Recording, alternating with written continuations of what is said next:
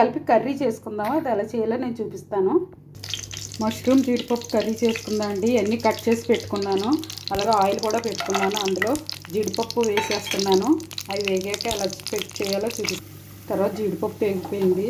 అలాగే ఆనియన్స్ కూడా వేసేసుకుందాము. చూడండి, ఆనియన్స్ సగం వేగాక మనం ఈ మష్రూమ్ కట్ చేసి పెట్టుకున్నాం. మష్రూమ్ పీసెస్ కూడా వేసేసి అది ఇది కొంచెం కలిపి మగ్గబెడదాం. చూడండి, ఇలాగా కలుపుతున్నాను. కానీ మష్రూమ్ కర్రీ తినడం చాలా మంచిదండి. ఆరోగ్యానికి చాలా కొన్ని విటమిన్స్, మినరల్స్ అన్నీ చక్కగా ఇందులో కూడి ఉన్నాయి. ఎందుకంటే దీంట్లో ఎక్కువ మందులు వేయరు, ఏమీ వేయరు, చక్కగా పండుతాయి అన్నమాట. ఇది తినడం వల్ల చాలా ఆరోగ్యము. ఇలాగ అన్నీ మీరు చేసుకుని తినండి. మీరు ఇది చూసే ముందు ఒక లైక్ కూడా ఇవ్వండి ప్లీజ్. చూడండి, అన్నీ వేసేసాను. కారం, ఉప్పు, టమాటా మసాలా అన్నీ వేసాను.